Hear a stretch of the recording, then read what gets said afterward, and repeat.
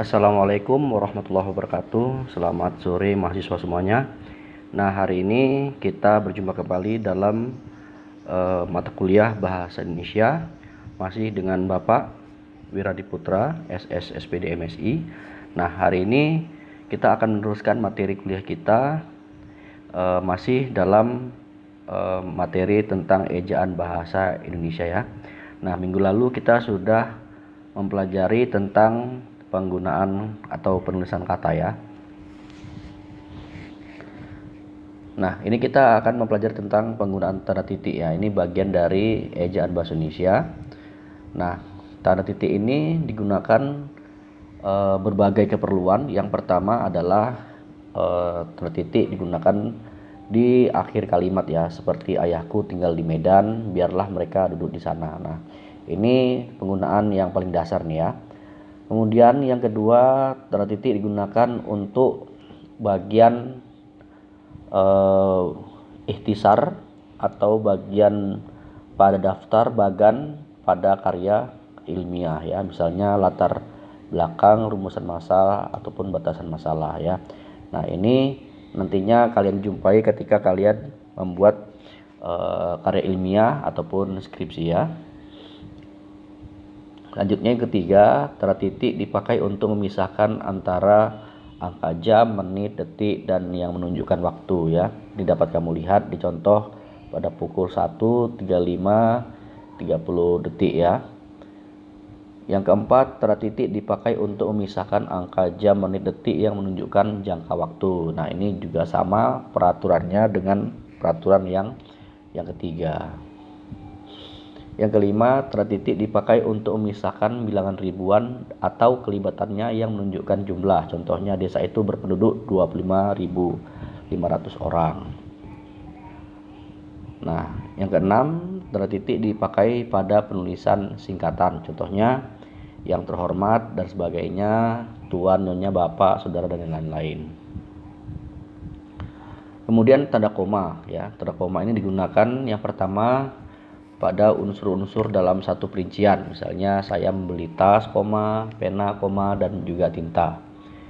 Nah, yang kedua, tanda koma dipakai di belakang kata atau ungkapan penghubung antar kalimat ya, atau penghubung atau konjungsi antar kalimat. Contohnya, oleh karena itu, koma, ya, dengan demikian, koma, jadi, koma. Nah, seperti itu dia ya. Nah, yang ketiga, tanda koma dipakai untuk memisahkan satu kalimat setara ya. Ini jadi yang nomor 2 tadi untuk konjungsi antar kalimat. Nah, yang kedua adalah konjungsi kalimat majemuk yang setara. Nah, jadi tanda komanya digunakan sebelum konjungsinya. Kalau tadi konjungsinya konjungsinya dulu baru tanda komanya menyusul. Nah, yang keempat, tanda koma digunakan untuk memisahkan antara anak kalimat dengan induk kalimatnya. Tapi kalau induknya duluan baru anaknya, maka itu tidak perlu menggunakan tanda koma. Nah, yang kelima, tanda koma tidak digunakan untuk memisahkan anak kalimat dengan induk kalimat jika kalimat didahului oleh induk kalimat ya. Ini seperti yang tadi yang saya jelaskan. Jadi, kalau posisinya anak kalimat, induk kalimat, maka di tengah-tengah kalimatnya wajib menggunakan tanda koma. Yang keenam, tanda koma dipakai di antara nama orang dan gelar akademik yang mengikuti namanya ya, seperti Dr. Salil Pasaribu, MKes, MSc ya. Yang ketujuh, tanda koma dipakai untuk memisahkan petikan langsung. Misalnya, ibu bertanya, siapa nama dosenmu? Seperti itu. Yang kedelapan, tanda koma dipakai untuk mengapit keterangan tambahan yang sifatnya tidak membatasi. Contohnya, Anang, suami Asanti, mantan suami Krisyanti akan menikahkan anaknya ya. Nah, jadi tanda koma digunakan pada keterangan tambahan pada subjek kalimat ya. Kemudian tanda penghubung ya. Tanda penghubung ini boleh digunakan untuk memperjelas hubungan bagian-bagian kata. Misalnya berevolusi dengan berevolusi. Jadi tanda penghubung itu digunakan untuk memperjelas kata supaya kata tersebut tidak maknanya tak salah tafsir atau ambigu.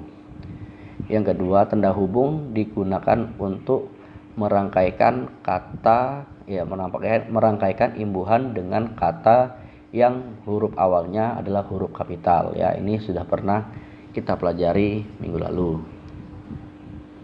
Yang ketiga, tanda hubung digunakan untuk merangkaikan unsur bahasa Indonesia dengan unsur bahasa asing. Ini juga seperti yang kita jelaskan minggu lalu, ya. Antara imbuhan dengan kata yang berbentuk kata asing, maka harus diberi tanda penghubung. Oke, terima kasih. Mungkin itu saja, ya, singkat saja ya hari ini mata kuliah kita. Yang terpenting kamu sudah memahami apa yang sudah Bapak sampaikan tadi, ya. Oke, terima kasih. Assalamualaikum warahmatullahi wabarakatuh.